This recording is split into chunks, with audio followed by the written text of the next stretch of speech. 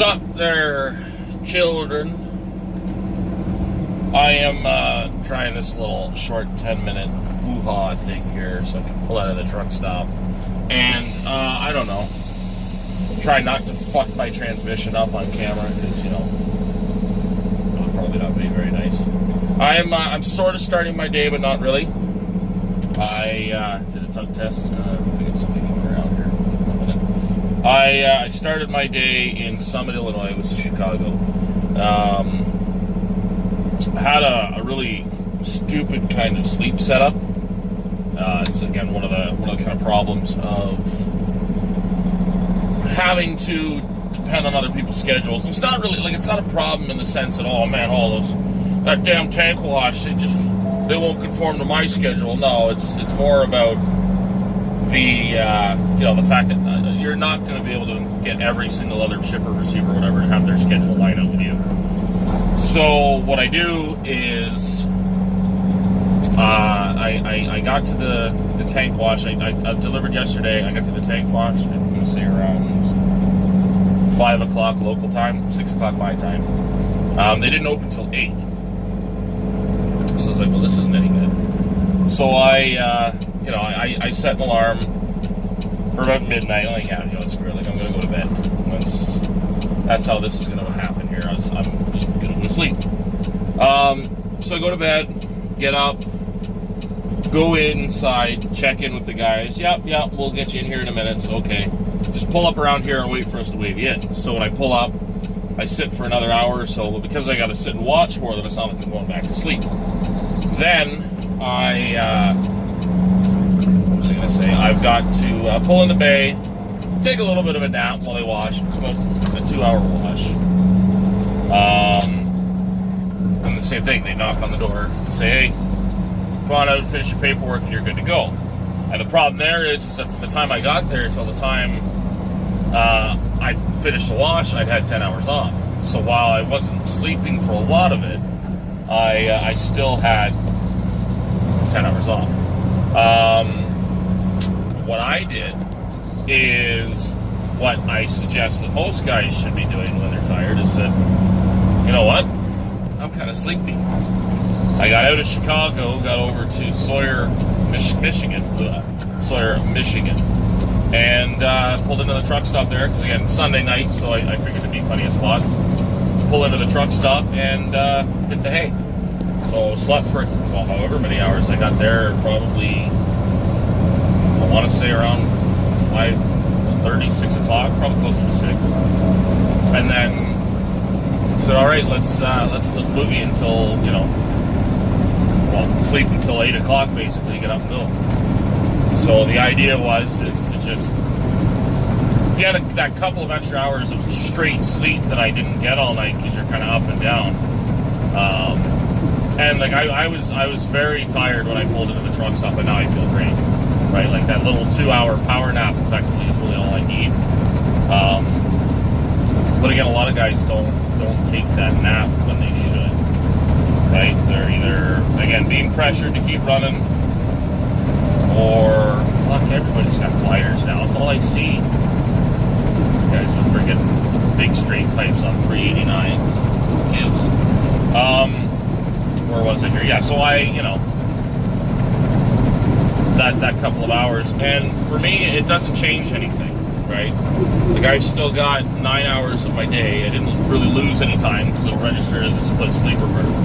And I'm going home tonight, so it's not like I'm playing around with potential hours tomorrow. I'm going home today to start my reset, so it's not super critical that I get there in time.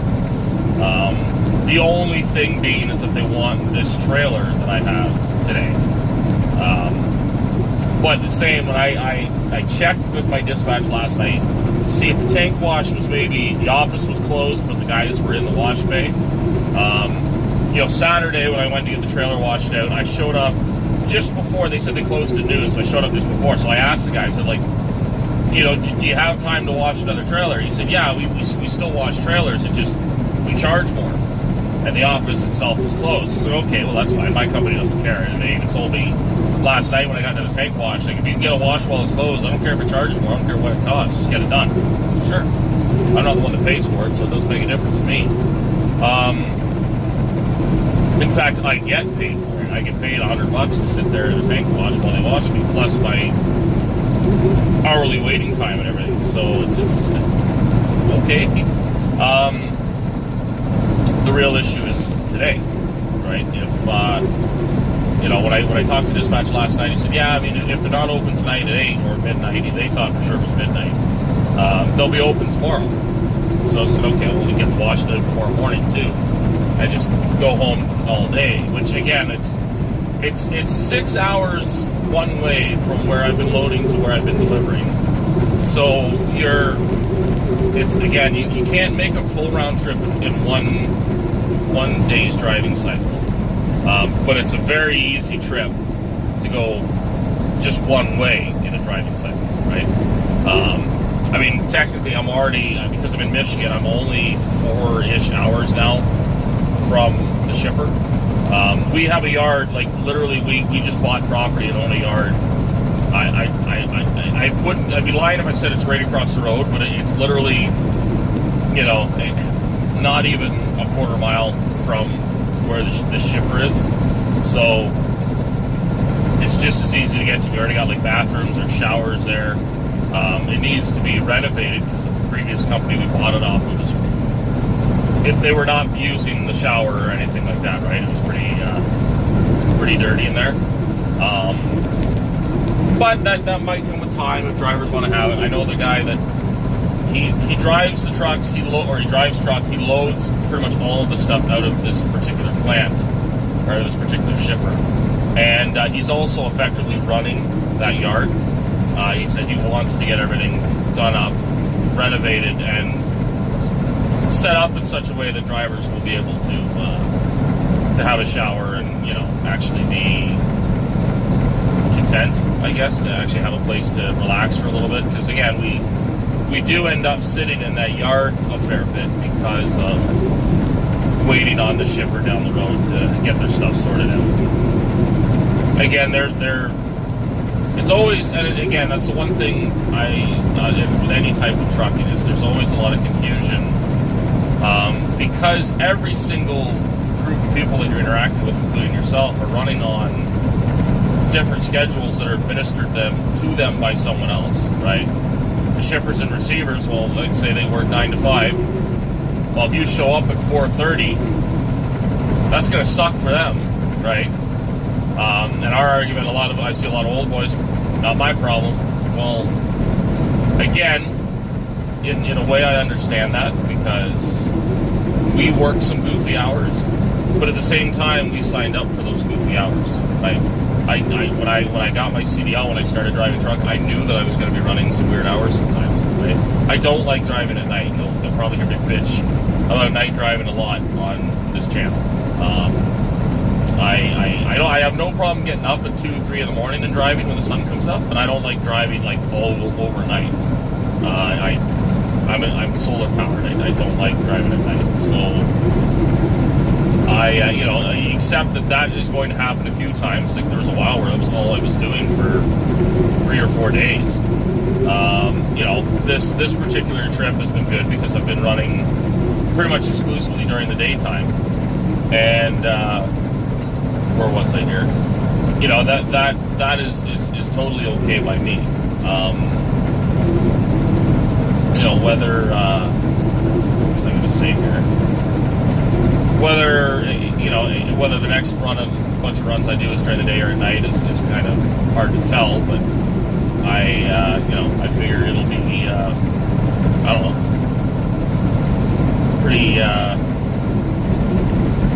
I don't know, pretty simple, like pretty easy to deal with. You take the bad with the good sometimes. And like I said, I can't speak for everywhere and every company, but where I work, there's usually a lot of good. So the bad is very tolerable and it's very minimal. Like, again, even that scheduling thing, like my dispatch initially said, well, fuck, just put her in the wind and come home then.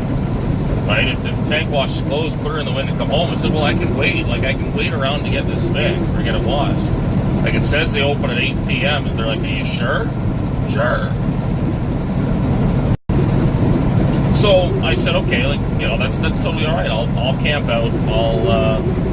I'd already ordered food at that point, so I was going to get food delivered to the trucks. I said, I'll wait it out. It's no big deal, right? Again, I'm getting paid to be there regardless, so I'll wait it out. Fucking Smokey Bears decided he doesn't like somebody. Or not. He just likes to be on by hell. Or somebody's shit for something. Either way, again, but that's it. Also, this whole trip. Again, I haven't been home since the 8th of February. It is now the 24th, I think it is. Or 25th. Sorry, it's the 25th. So I've been out for the longest I have been out since I've started working at this company, which is admittedly not very long by a lot of U.S. Mega carrier standards, but for Canadians, excuse me, at least Canadians from Ontario, it's a fairly long time. Excuse me. One of the things that we kind of, as Canadians, encounter is the rules regarding citizenship. Right, I'm not a U.S. citizen. I am, while in the U.S., I have all the rights and freedoms of a U.S. citizen. I have the right to bear arms. I have the right to carry a concealed firearm if I want it. I have the rights, all of the same rights and freedoms in the Charter of Rights in the United States. But that also means I have all the responsibilities and, some of the big things that are not as good. In case in point, if I got injured down here and went to a local hospital down here, I would be paying for that health care. Where, it works the other way. An American in Canada has all of the Canadian rights and responsibilities. So, if an American gets injured in Canada and goes to a hospital in Canada, he gets free health care. But that American cannot carry a gun, even if he has a concealed carry permit that's legal in all of the 48, lower 48 states. And I think that's where a lot of Americans have a hard time with Canada, because they forget that it's a different country, right? And being American doesn't kind of automatically give you a pass to have all your American rights. You're not an American anymore, right?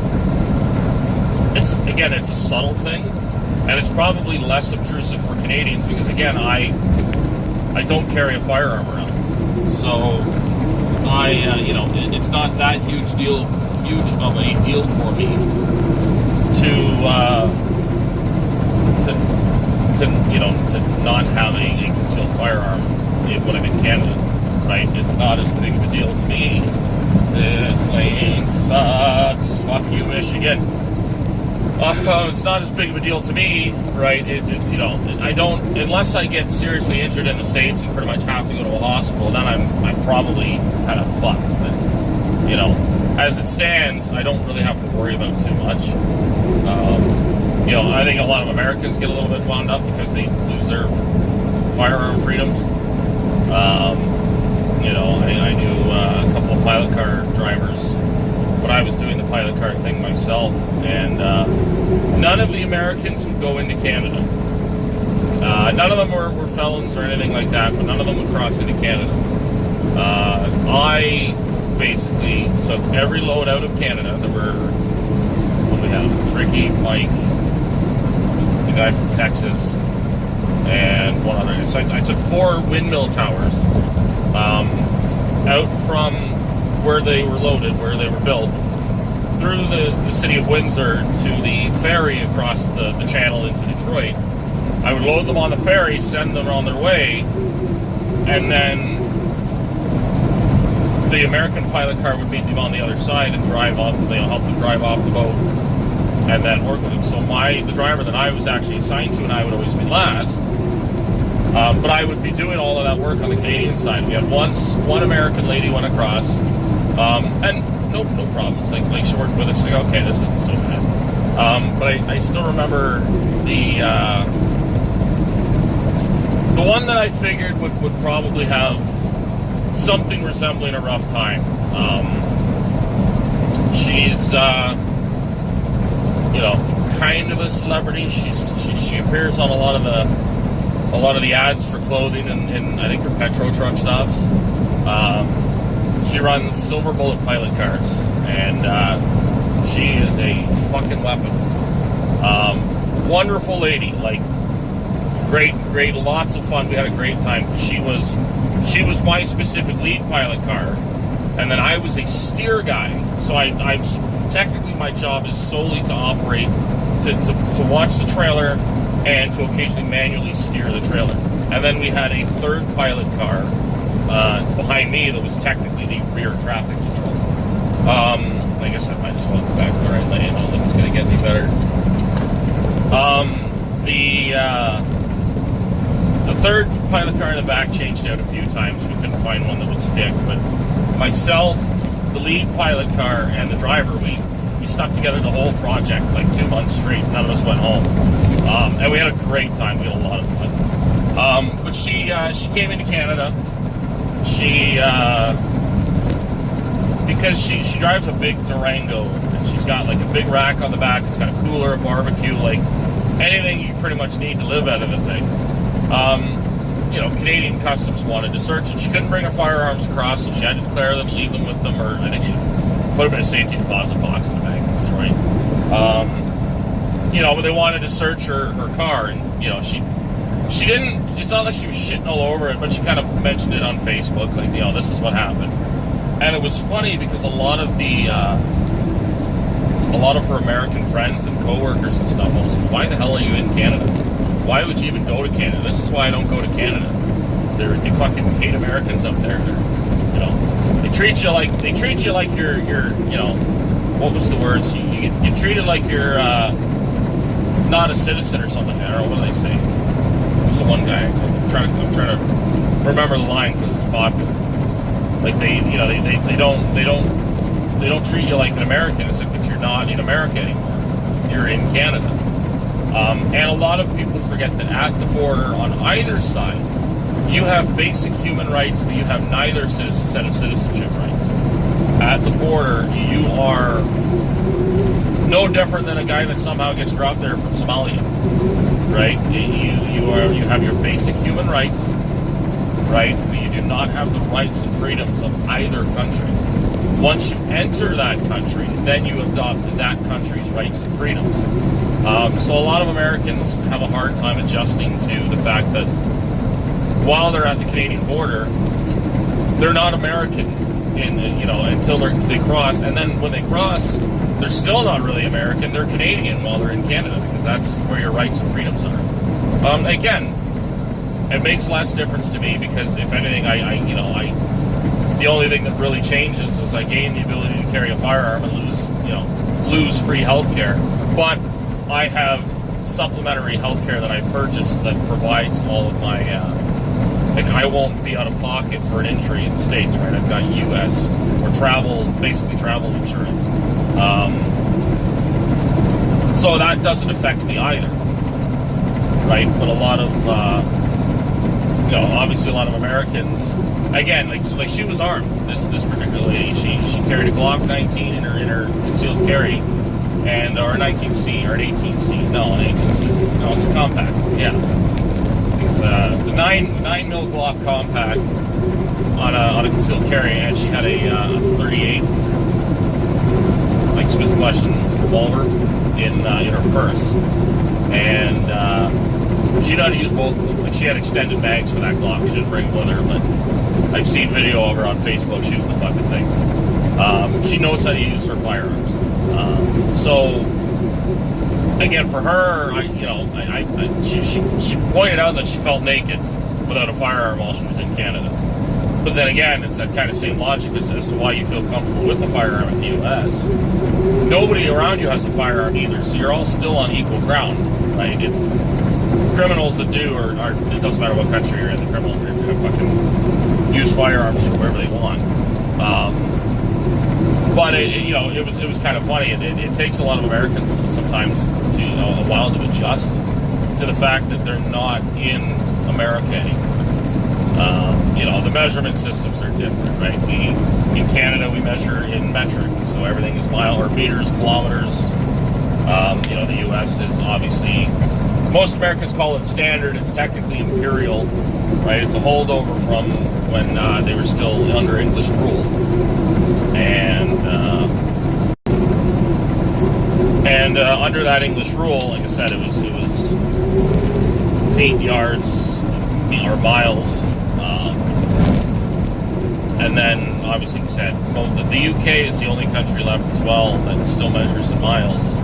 And I always kind of find it funny, like I tease my American friends a little bit, because the one country that, the US fought tooth and nail to get away from, right, is the only other country on planet Earth that shares the same system of measurement as the US does. And it's a little thing, but I thought it was funny that they are the only two countries in the world that share that system of measurement. It's not. I'm not saying that to shit on Americans or anything. It's just kind of a funny quirk. But it's the same with a lot of Americans. I came across some guys on motorcycles in British Columbia. I was a pilot car driver at the time. I was heading out there to meet guys. We were just doing runs in British Columbia. So I wasn't with a load or anything like that. And what I noticed is one guy had a little, almost like a rack that hung behind his rear wheel, and he had a jerry can on it. The jerry can had fallen off, but was still tied to the bike, so it was running, it was dragging on the pavement. It had already worn a hole through it, so he was spraying gasoline everywhere. I got up next to him and began waving at him to stop. And they did, I guess, because they saw that I had lights and stuff mounted to the roof of the truck. They thought I was DOT. So they said, oh shit, we better stop here. So they stopped. Fuck, I've been pushing my fucking phone the wrong way. This is why everything's fucking... The phone keeps slowly fucking drifting down to the fucking right here. That's a lot better. Where was I here? They thought I was DOT, so they stopped. So I told the guys who I was. I told them why I stopped, or why I flagged them down. I was a little bit miffed because the guy's response was to pick up the jerry can and just dump all the gasoline out in the ditch, and then hand me the jerry can and say, "Here, can you take care of this?" It's like, well, I'm going to take care of it because I like my country and don't want to fucking litter all over it. But this ain't my fucking job, and you shouldn't have poured that gasoline all over the place. But then the other guy had asked me, we're not entirely sure how fast we're supposed to go. I was the fucking sheriff, and I just fucking moved over before the light ended. They had no idea how the metric system worked, right? And again, if you've grown up your whole life never needing to use another system of measurement, why would you learn that system of measurement? Again, as a truck driver, to me, it's pretty straightforward and easy to just flip back and forth between imperial and metric. But and it's a lot of Canadians poke fun at Americans for it because they don't know anything other than miles. But most of my Canadian friends don't understand the difference between a mile and a kilometer. I remember as a kid, right? My friends and I all used to measure things in kilometers, but we'd call them miles because we thought it was just another word for kilometers. Because why would anybody measure any differently, right? There's no perception at all of what. There could be another system of measurement. So I have Canadian friends that don't know how the imperial system works, right? It's all the same, Where was I getting at with this? I was talking. I do this a lot. I kind of forget what I was just talking about because I'm in the midst of explaining something else. I'm a bit of a scatterbrain. But, I don't know. Either way, it was. That was what it was. The guys had asked, we don't really know how fast we're supposed to be going. I said, okay. The easiest rule of thumb is 2/3. Whatever the speed sign says. If you're in Canada and you're an American, drive 2/3 of that speed. So the speed limit across that road was, I think it was 90 kilometers an hour. So 2/3 is more than 55, but. It was 100 there. So it's 62 miles an hour, which again is admittedly a little bit less than 2 full thirds, but it's, close. They get a little bit better at lower speeds, 35 mile an hour is 50 kilometers an hour. So the logic was, 100 kilometers an hour is 62 miles an hour. As long as you know that and everything else is somewhere around that 2/3 mark, you won't ever, you won't be sitting there getting, people coming up your ass all day. but you won't be pulled over for speeding either, right? So they went on their way, and they were good about it. But then I've come across a guy who, conveniently enough, was the brother of this lead pilot that I had, we had a really great trip with. He went for 2 trips and the driver fired him. I don't even I'm friends with him on Facebook, so I'm leery to just shit all over him. But he spent most of those 2 trips trying to take my job, which I thought was unusual because the pay was effectively the same no matter what you did, and because they owned their own vehicles, were already getting paid more than I was regardless. But I think he wanted that, he couldn't. I think he had a hard time dealing with the fact that how old was I at the time? 23, 24? That a 24-year-old kid had the most important job aside from driving the truck, and him, a 42-year-old man, is relegated to, cars passing us, trucks coming around, and that's basically it. So I think he wanted the responsibility, the man's job, or the real job, whatever you want to call it, and figured that, well, he's been alive for longer than I am. He's got to know more about the job than I do. So it kind of came down. There was more than a few instances where he would just drive he would pass me and sit between me and the trailer. And I just, okay, what are you doing? Well, I'm gonna watch the trailer. And Mike, the driver, no, you're fucking not. Get back behind Daniel, or we're fucking stopping this now, right? And it was, stuff like that. He took to trying to bully me a little bit. Didn't ever. How do I word this too? We all teased each other on the job, right? Mike and I, Mike, I consider a great friend. He happened to be he's from Alberta, right? So it's not like we can go hang out every day. But he happened to be in the Toronto area, what was it, 2 months ago? And he called me up and said, hey, I'm here, I'm shut down for, a couple of days. Do you want to go and grab some dinner? He went out to the big Chinese restaurant, grabbed a buffet, and just basically shot the shit for, 5 or 6 hours, the whole time. So he's a great guy, and he's a good friend. He fired plenty of pilot car drivers on that project. We never kept the same rear escort for more than John. Well, no, I've outed him on Facebook. John is the brother. He was the only guy that stuck around for 2 trips before he was, kind of let go, right? Oh, this is sunlight. So why is there a smudge on the left side of the screen, over here? That's just the light, in the window. We all teased each other, but where most of the time our humor was pretty funny, and I'm very good at self-depreciating comedy. Somebody calls me gay, I'll fucking tell them to bend over, and I'll show them how gay I am, And I have nothing against people of any different sexual orientation or sexual identity, because at the end of the day, it doesn't really affect me.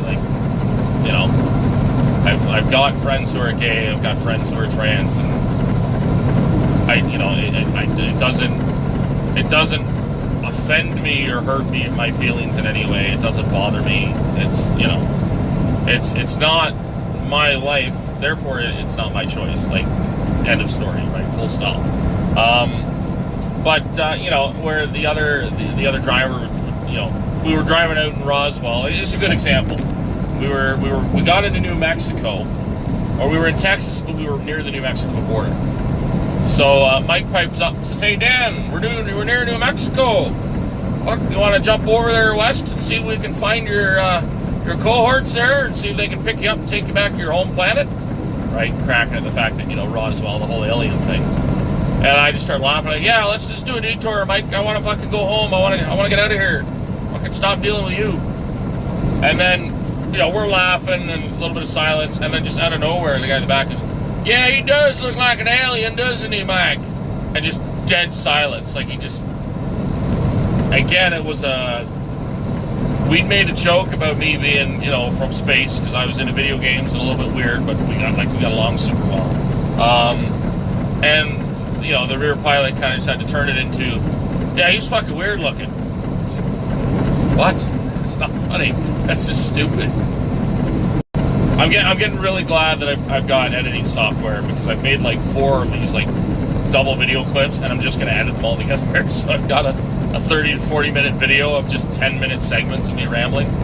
Just, I think it's kind of neat to get the double camera thing, though. I'm going to play around with it to try to get the forward-facing camera to be a little bit not blocked by everything. But I wanted to give people a better angle of the gear shift, and I guess my fucking fat ass. I don't know why.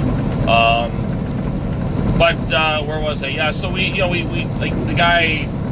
There was a couple times he tried telling me how to do my job, and I being that I was trying to remain professional, because I was the only guy still from our company still on that project. I was one of 6, and the rest were all fired or quit because they couldn't get along with the driver. I was the last one left, so my bosses were pretty much like, "You've got to fucking stay there. You're the only one making us any money off this fucking contract." And it was because the driver had the say, and him and I got along so well. Where all the other guys, what they were doing is he would pilot the guy out to the delivery, and then he would dismiss all his pilot cars, and then they would hire a new one to get the empty trailer that's compressed or shortened up through the states, because even though it's shortened up, it's still oversized. Through the states that required a pilot for just basically that size of oversize, and then get new pilots again for the trip back out. Mike said, "Nope, Dan, you're fucking glued to my hip. You're not leaving at all, unless I wanted to, But he never dismissed me. So I'd go out, I'd come back with the trailer the whole time, and that was the way we did it. And like I said, I had a lot of fun doing it.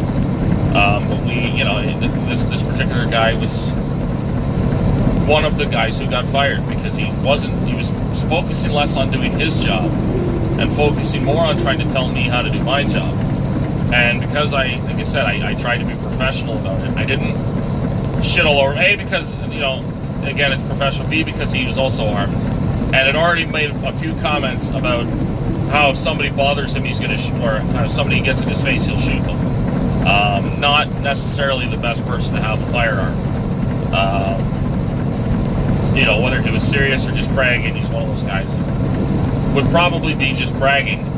But at the same time, if I were to cock a fist at him, he'd probably pull a gun on me, because he's not going to lose a fight, right? Especially not to a fucking kid. I talked to the driver about it, and Mike turned around and said, "All right, Dan, don't worry about it. You do what you got to do, and I'll make sure that he doesn't get in your way." And from what I gathered, he gave him a big fucking screaming match at him. Said, "You are the fucking rear pilot. Dan's the fucking steer guy. You stay the fuck away from him when he's trying to do his fucking job." One of the ones we ran into is we were you'll see a lot of oversized drivers in the States. If you start driving truck, or if you already drive truck, especially if you run a CV, you'll catch them. Speaking of which, I should probably turn mine on. You'll encounter a lot of the oversized. The driver and their pilot down here run on 19, which I think is a terrible idea, because anybody can jump on the radio and completely screw up anything important you're doing, right?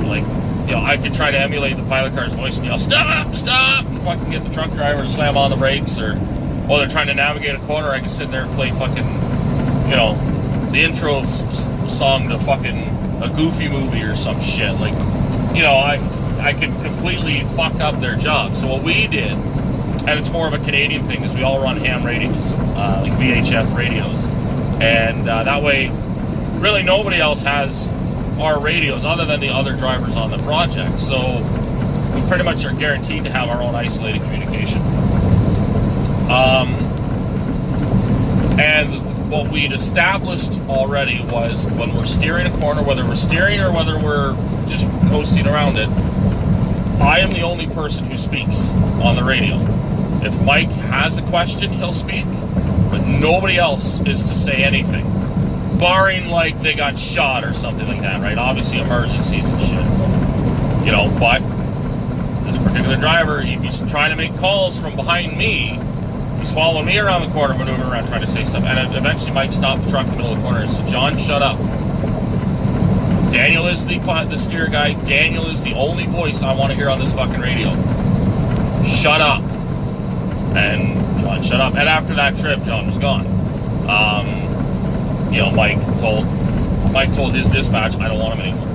Right? His sister's great. She's a phenomenal pilot car driver. But then I found that she started the business, and she was, her brother was basically working for her. Her husband was basically working for her. But she was great. She did a phenomenal job. And again, it might seem a little bit hypocritical coming from me because I had less experience as a pilot car driver than she did. And I'm also far younger than she is. But, I was the steer guy. I was Dan the steer man, I guess.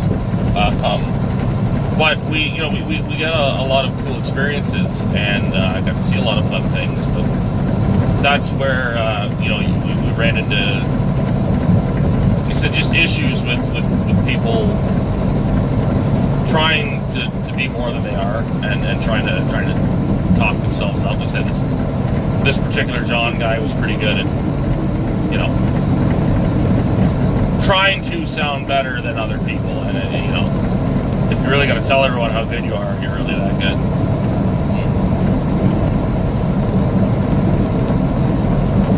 But I don't know what even led me into that line of thought, like that whole train of rambling. Probably something stupid, but where was I going to go with this? I don't know, it's something to do with the fucking pilot car stuff. I don't know, it's probably stupid. Where the hell was I here? I don't know, it doesn't matter. It was a lot of fun. The end of the story was a lot of fun. And then I decided to get my CDL and stopped having quite so much fun until I bought my own truck and started doing this. This work is some of the best work I've ever done. Right? Like I said, as an owner-operator, I'm getting the same mileage right now pulling an empty trailer as I would if this trailer was loaded. Like the same mileage rate. Right? Obviously, my fuel mileage is phenomenally better, but that was expected regardless. But yeah, the plan is tonight, I gotta get home this afternoon. I'm going to, I was gonna go to the left lane. Fucking Mustang coming around. I gotta go home, I gotta fucking drive my Mustang around and try to hit the brakes a whole bunch, get all the fucking rust off the rotors because it's been sitting. I gotta go to do some band practice tomorrow. I got my heavy metal band going on. We're not very good, but we make up for it by jumping around a lot. So you can tell that's how we're gonna be famous. Is fucking jumping around everywhere. By making sure I buy really stretchy pants so I can power stance real good. So it should be a fun time. Thanks to the keeper of the stars. Fuck's the keeper of the stars? I need to know, man. Who's the keeper of the stars, buddy? I guess I could probably go on to CB and ask him, but then I'd be in some sort of conversation with a weird fucking space freak or some shit. Or it's a religious thing, I don't know. I'm not much, I don't particularly talk a lot about religion. Fuck, there you go. It's a nice start to a resto job. Wait, it's got all 4 fucking wheels on it, so that's a bonus. But no, I figured I'm gonna go home this afternoon. Tomorrow morning I gotta bring the truck in. It needs a little bit of work done to it. It's all warranty work, but I'm getting a heater for my fuel water separator filters installed. My old man had one installed in his truck by default, and we got, I guess I'm gonna end up turning this into like the dangers of picking a shitty dealership to buy a truck from. And that's what we're gonna title this, is pick your dealership wisely if and when you decide to buy your own truck. Right? So we're gonna do this in another video here. Edit it all together. I bought this truck. I ordered it in the fall of 2017. It showed up in May of 2018. I built a general freight truck, right? Something for 80,000 pounds gross. That would pull fairly well. Fuel economy wasn't really at the place I'd worked. Fuel economy was completely irrelevant. We pulled roll tight trailers that were unusual roll tight setups. They were much higher than a lot of them, and usually there's a lot of space. Even on a short wheelbase truck, there's a lot of space between the back wall of the bunk and the front wall of the curtain. So you were making $4 a mile loaded. So you were getting nothing empty, but $4 a mile loaded. So it's like, well, fuck it, okay. But so that's why I went with a 50-liter Cummins and a slightly it's certainly not the biggest Cummins or the X15 series that Cummins has right now. But it's not the smallest either. And I got the Performance series, which again is not quite as good on fuel. But I don't know if you guys can hear that rhythmic thumping. That's one of the reasons it's going in. I'm hoping it's just I need a clutch adjustment, which really in theory I could do myself, but if it's covered under warranty, I'm going to get warranty to do it. I ordered the truck, right? I still haven't done a tour of this truck because I still haven't given it a fucking bath, that's happening today.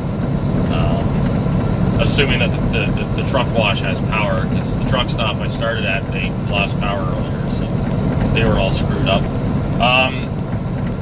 I ordered this truck again. It was kind of a good-looking truck, but not anything crazy. Like it still needed to work, right? So it's a 389 with a 260 wheelbase, a 505 X15 Cummins, 1850 torque, 358 rear ends rather than something like 355s or something a little bit faster.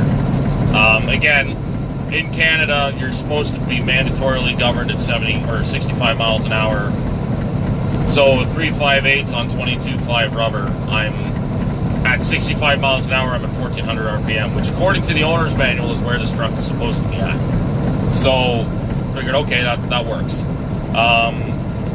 It does mean that I don't really ever push it beyond 70 miles an hour. But I'm a pretty slow and easy guy when it comes to driving anyways, so it didn't really affect me too much.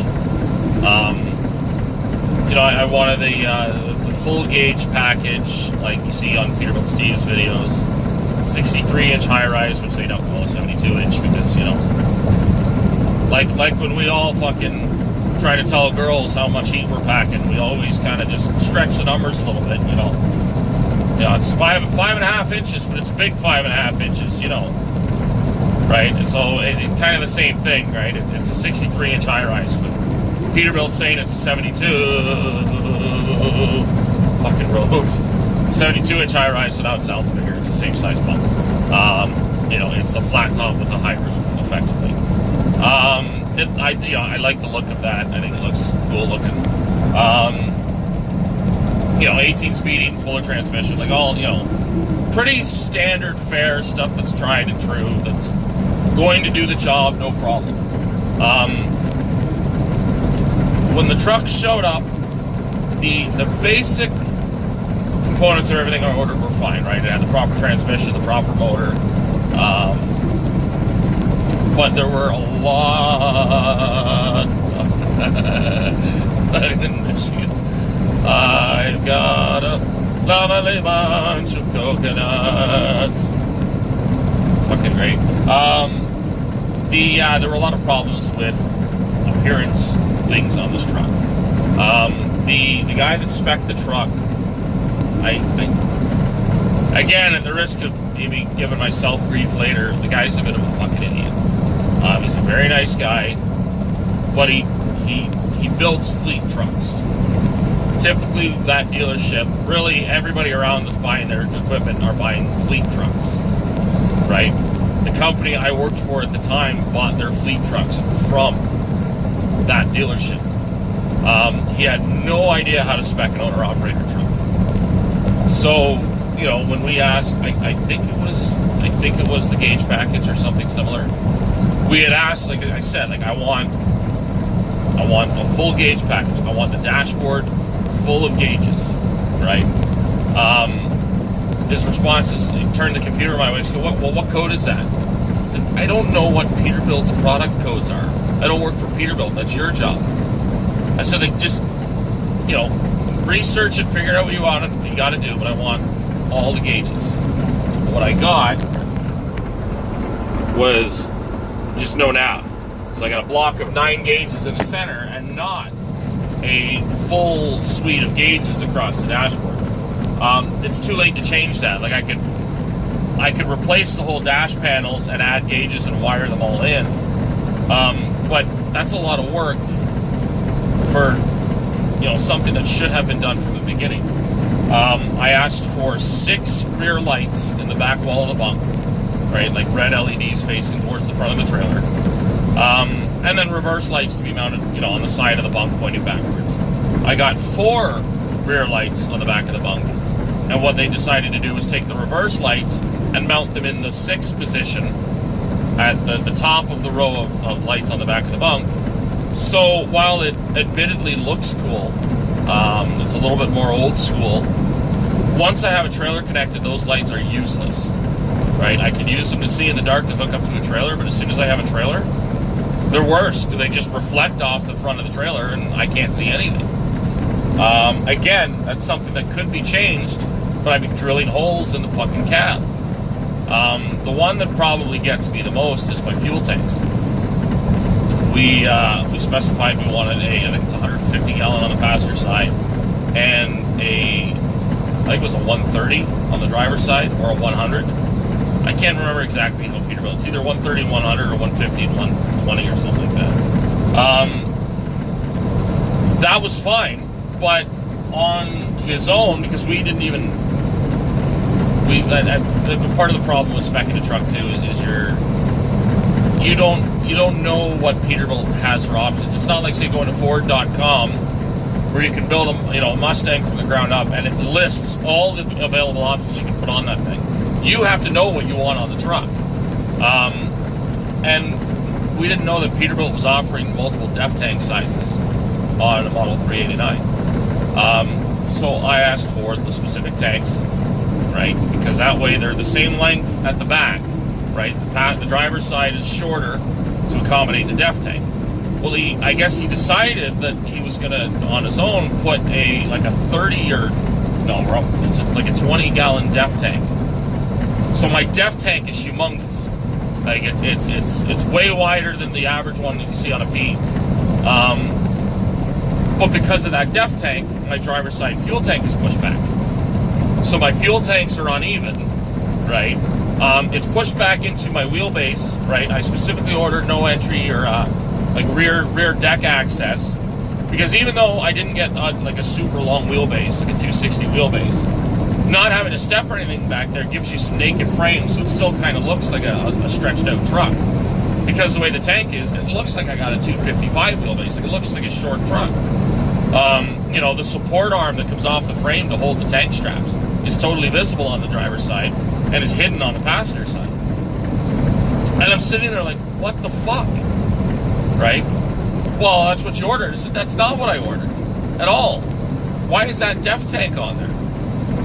Well, I didn't really know what to put, so I just picked that. I said, so why wouldn't you ask me? Say, hey, we actually have these different sizes for def tank. What do you want? Right? Because then I got to figure it out. Okay, that one's going to be too big, and I'll put the 100 or whatever it is. I think it's a 10 or a 15 gallon on. But he just went ahead and did it. And again, now it's too late. Like that's a structural component hanging off the frame. So again, it is something I could change, but at fairly great expense. To again, you're pulling the tank off. You got to move both tank straps. You've got to remove the def tank, put a smaller def tank on, and then shift everything forward, drill new holes in the frame, and it's just not going to happen. Is what it boils down to. And that one's the biggest source of frustration. Oh, that one and the gauges. The gauges piss me off because I look at them every day.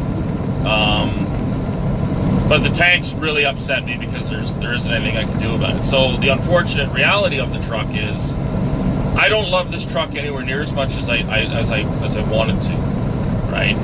So now I've had the truck for 8 months. I'm already deciding what I'm going to have for my next truck. Because at the 3-year mark, I will flip this truck for a new one.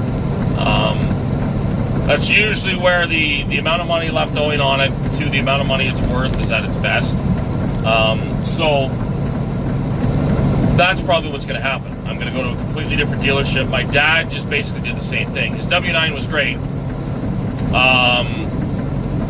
What the fuck am I asking about the second Franklin Park? I just told him I was there. His W9 came out fine. There's nothing wrong with his truck. It's a beautiful truck. But my dad's never owned a Peterbilt. He's a 379 has always been his dream truck.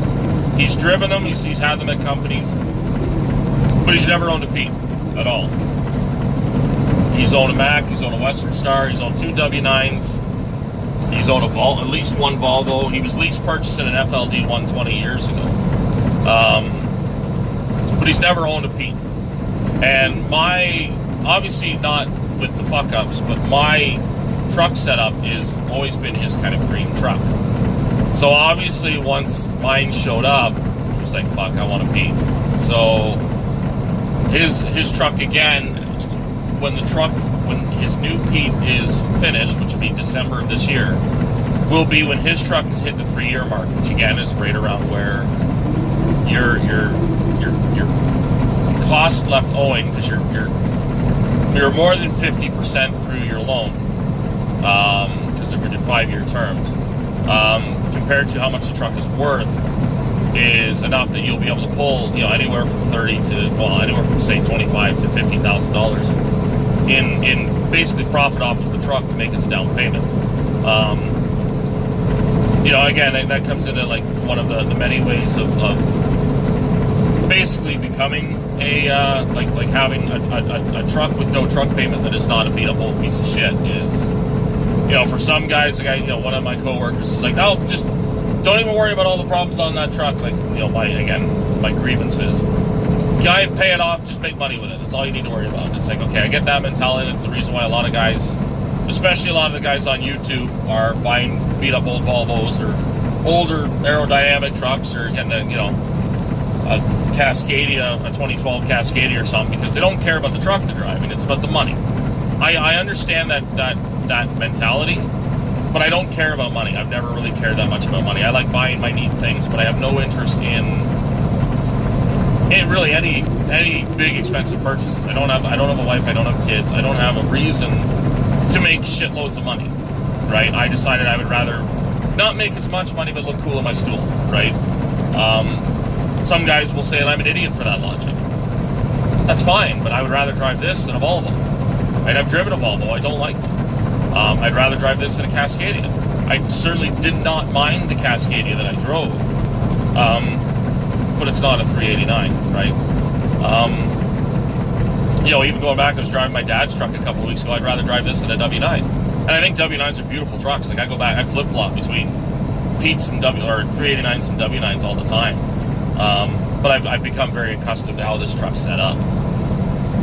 So and my dad's decided that that's what he wants to do. So he's trading in his W9. He's put the build order on, and he's already had the truck spec'd. And what he did is he went to, instead of going to the same dealership or any of the dealerships in Ontario, he went to Quebec.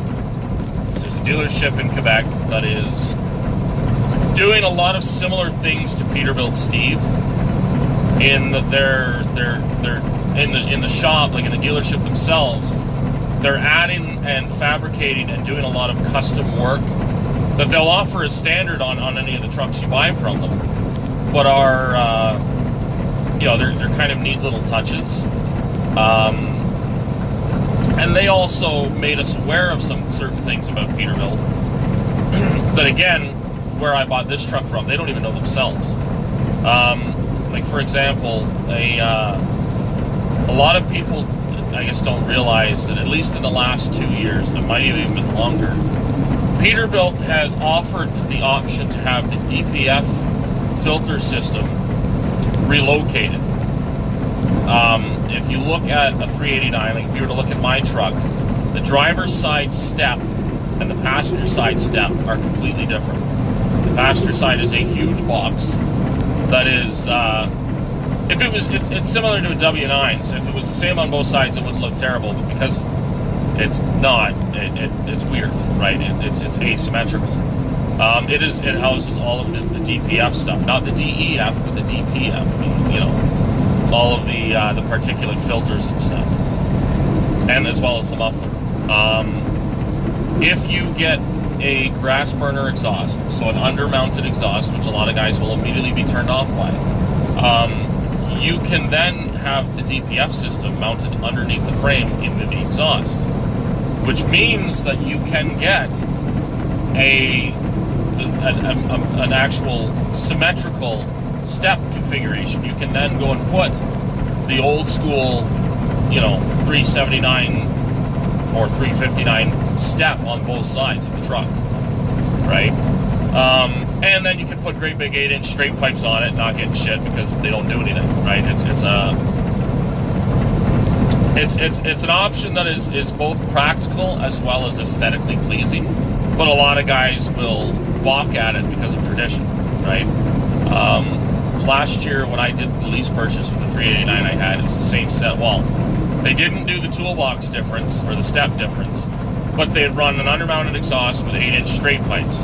And as soon as people knew I had a grass burner, "Wait, what's the matter? You don't put fucking fake stacks on a 389. That's fucking gay. What's wrong with you? You fucking idiot." I'm sitting there like, bitch, please. I get fucking cool fucking 8-inch stacks. They never get dirty. Well, dirty. They never get hot. So bugs don't melt to them. They never blew. They never do anything. They always look good, right? And I get, I mean, performance-wise, it's really no different. But that's just it. Performance-wise, there's no difference, right? I've still got a long hood Pete with big stacks on it. It's just there's a grass burner. So that's what my dad did. Is he ordered the grass burner with, I think he went with 7-inch stacks. The passenger side step box, like the old school style. And what was the other one he did? He did the 359 style air intakes or air breathers on the side. So it's going to come out as like a really sharp looking truck. And they, like I said, it's this dealership that made them aware of all these things. And the same thing, they're going to fabricate lights and stuff for them. Like they're going to do a whole bunch of stuff at the dealership. That where I went, they didn't do any of it. They don't have anybody that does that stuff. Fuck, when the dealership I bought my Pete from, they put the half fenders on for me. The fenders were like 6 inches over the wheels. Like it looked like they were fucking wings. Like it was, they were bent because they screwed up putting them together. They didn't measure. They didn't do anything. It was like it got somebody fired. Let's put it that way. I called the guy that owns the dealership, or the sales guy, sent him pictures. The sales guy was at a meeting with all of the heads of Peterbilt North America. So he showed them the pictures, and they lost their shit. From what I gathered, the guy that did the final signing off on my truck and said it's good to go to the customer got fired because that was like terrible. It was so fucking stupid. It was obviously a gross error judgment error, and it was it was bad. So at this point, like I said, in 3 years or 2.5 years time, I'm probably going to flip this truck, go to the other dealership, and top to bottom do it exactly the way I want it, right, and have a truck that I'm actually genuinely happy with, rather than one that I like this truck. It's a hard-working truck. It looks good, but it's not what I asked for, right? And when you put between $150,000 to $200,000 on one of these things, it should be what you asked for. But it's one of those unfortunate circumstances where, when it showed up, I had the option to say I'm not buying this truck, but then I have to refinance, apply for a new one, and wait another 8 months for a build period to get the truck done the way I wanted it. So you're kind of, I pretty much was obligated to take the thing. So that's going to be it for me. I've already made this long enough. It's going to be like the longest video ever. I'll edit it together. So have fun, kids. Make good choices.